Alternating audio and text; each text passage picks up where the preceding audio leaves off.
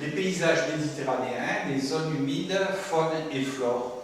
Et cette exposition est associée à deux autres expositions, une exposition de peinture que vous trouverez dans la première salle et une exposition de poterie qui est dans une autre salle et qui a été faite par d'autres associations. Alors ici, d'abord on va essayer de cadrer ce que c'est qu'un paysage. Un paysage, ça fait partie du patrimoine. C'est avant tout un élément naturel. Et c'est aussi un élément culturel, avec en particulier le désir toujours picturalement de reproduire le paysage, mais aussi de le faire par écrit. Et le paysage, c'est toujours porteur aussi de sensations olfactives, auditives, sensorielles. Alors, pour nous, il s'agit de comprendre le paysage. Qu'est-ce que c'est qu'un paysage? C'est d'abord quelque chose de naturel, c'est-à-dire une végétation qui est souvent liée à un sol, à un climat, et qui peut varier bien sûr selon les latitudes. Mais aussi c'est un dialogue entre l'élément naturel et l'homme. L'homme s'approprie le paysage, il peut se l'approprier de différentes façons. Par exemple, ici, au début du XXe siècle, on voit un village qui est isolé et dont la nécessité est de se nourrir. On a déboisé, aménagé les pentes en terrasse et utilisé en particulier ces pentes pour la culture. Aujourd'hui, sur ce même espace, on remarque que la végétation a repris ses droits, que quelques pagages subsistent pour montrer que encore le village est rural, mais c'est surtout aujourd'hui une ligne continue sur un axe de communication qui sert de cité dortoir. Et justement, cette cité dortoir, c'est ce mouvement pendulaire entre la ville et, bien sûr, l'habitat. Alors, la région méditerranéenne. D'abord, cette région méditerranéenne, elle se trouve autour d'une mer, la plus grande mer du monde, une mer salée. Sa salinité a été d'autant accrue que cette mer, c'est à un moment donné de son histoire, vidée et remplie par les océans. C'est une mer fermée, avec ici Gibraltar et ici le détroit des Dardanelles. Et c'est aussi un espace où on a un climat, et ce climat, bien entendu, on peut le repérer à partir des endroits où pousse l'olivier. L'olivier, c'est un arbre adapté à ce type de climat, et ce climat, il est marqué en particulier par des températures relativement douces, des périodes de sécheresse qui sont longues, et par des précipitations, elles, qui peuvent être concentrées et sur de courtes périodes. Alors l'élément, c'est l'olivier, c'est l'élément marqueur en particulier pour le nord comme limite. C'est aussi un marqueur parce qu'il est adapté avec des racines profondes qui va chercher l'eau quand cette eau n'affleure plus, et des feuilles qui sont adaptées à une chaleur forte auquel il doit résister. Alors, on a un autre marqueur qui est bien sûr le chêne vert, et qui lui est une espèce un petit peu plus adaptée à des écarts de température plus importants. Voilà, nous sommes maintenant dans ce qu'on appelle les zones humides, puisqu'on est ici en zone humide en région méditerranéenne. Il nous faut remarquer les limites. Alors la profondeur, c'est une trentaine de kilomètres à partir de la mer. Ces limites peuvent varier bien sûr en fonction des couloirs, en particulier quand on prend le couloir rhodanien, ça peut monter jusqu'à Montélimar.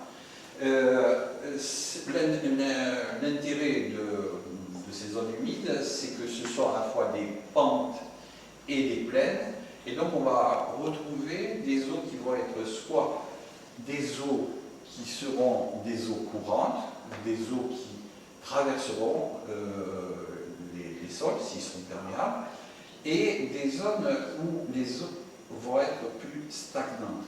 Donc on trouvera des paysages de marécages, de marais, etc.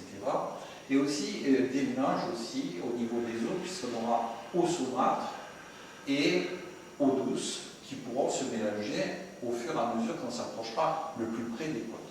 Alors on va avoir bien sûr dans ces paysages de milieu salé tout un système qui est en place avec le climat, l'eau, le sol et en particulier des phénomènes aussi de remontée des sels qui se font surtout à proximité des côtes.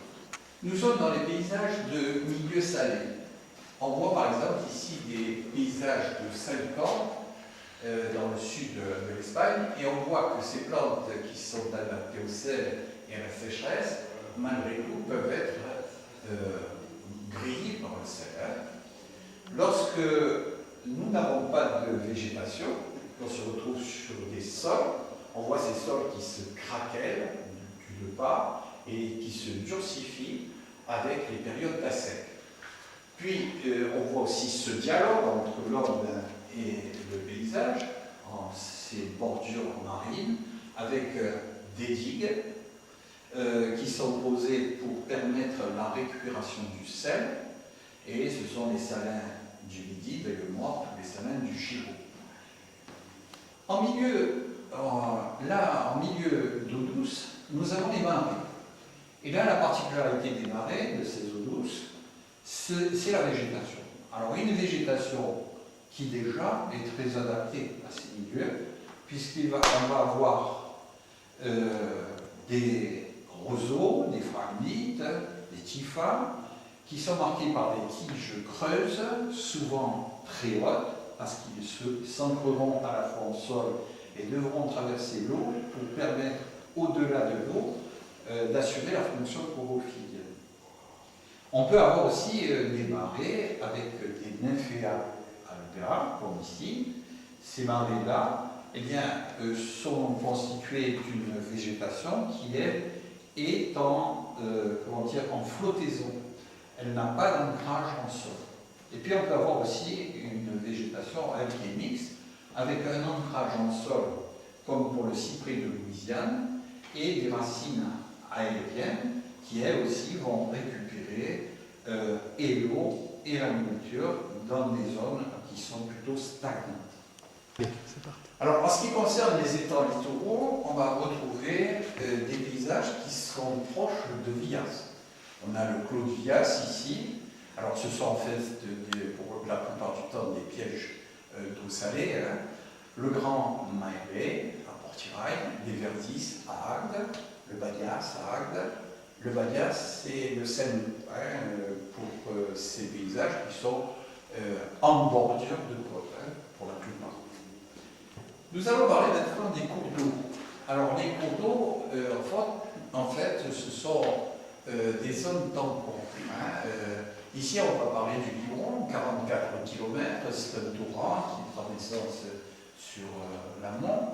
Et on peut remarquer que, première photographie et deuxième photographie, qu'on peut avoir des assèchements du Livron et ne conserver que le lit. Deuxième phase, et elle n'est pas montrée par les photographies, c'est la phase de crue. C'est-à-dire qu'à ce moment-là, l'eau va couler avec violence à la suite de précipitations de même nature. Donc à ce moment-là, on va avoir le lit qui va être en crue, le Livron qui va être en crue. On va avoir à ce moment-là aussi, quand le Livron est plus en crue, des phases de stagnation de l'eau, et on peut le voir pour la troisième et quatrième photographie, ainsi que la cinquième photographie.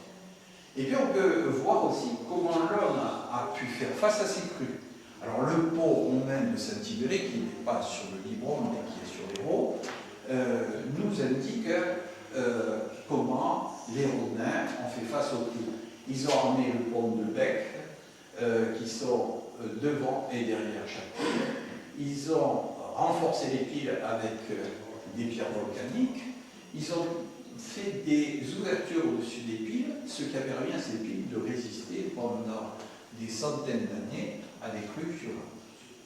Aux zones humides d'eau douce, et donc aux espèces végétales dont on a déjà parlé tout à l'heure, avec des espèces xérophytes comme les roseaux, phragmites, arachnides, macètes, ditifa, et puis également avec des plantes hydrophiles, comme le Nymphaea alba que nous avons vu là-bas, et la jacinthe d'eau. Alors la particularité de ces plantes, qui sont en suspension dans l'eau, ce sont les feuilles qui sont cirées et qui évitent, bien entendu, ainsi d'être atteintes par l'eau et de pourrir. Après, quelque chose qu'il faut noter, c'est le Scirpus lacustris, que l'on voit ici, et qui servait autrefois à faire le paillage des chaises. Alors nous rentrons ici dans la faune, et l'avifaune, c'est-à-dire tout ce qui est oiseaux. Alors ces oiseaux, ils sont aussi adaptés à ce milieu d'eau, qui peut être des milieux d'eau douce, d'eau saumâtre. On peut prendre ici le colvert, la nature l'a doté de pattes palmées, et également de plumes qui sont imperméables. On peut également raconter le héron, ici c'est le héron cendré. Ces pattes, comme on peut le remarquer, sont des pattes très longues et qui se confondent avec les roseaux. Ces animaux se mettent là, prêts à récupérer la proie, parce que les proies les confondent avec les roseaux et qu'ils gardent leur immobilité. Et puis un oiseau tout à fait particulier qu'on appelle le cormoran. Et le cormoran, c'est un oiseau que les pêcheurs n'aiment pas, parce que c'est un redoutable pêcheur.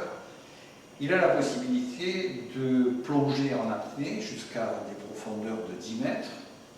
Et la nature l'a doté de plumes très particulières.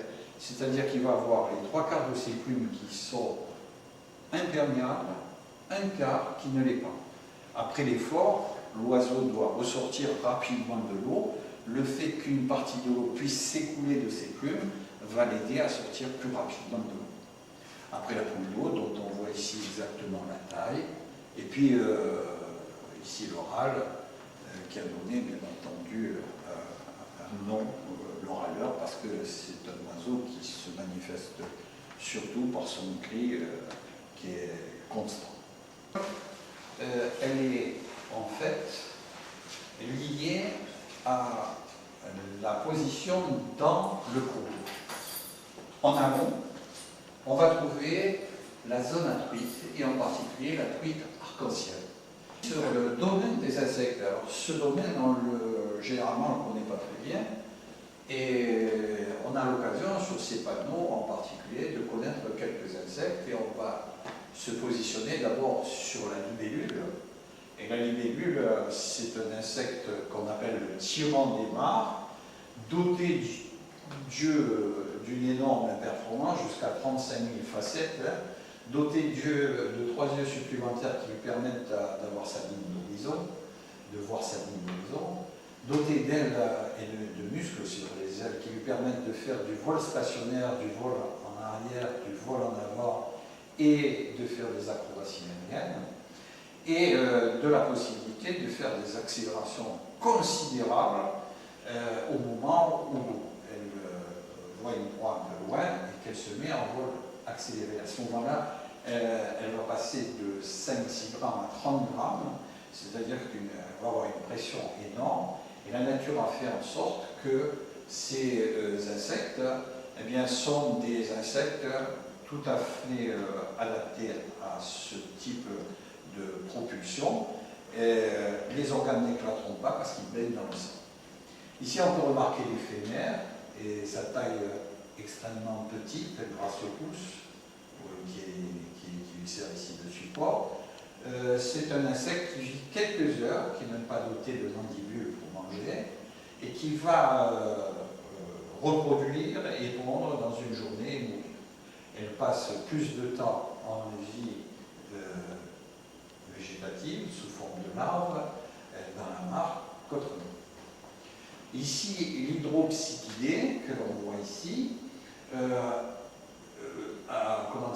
c'est créer une gaine qui lui permet bien sûr d'éviter d'être dévoré par des animaux.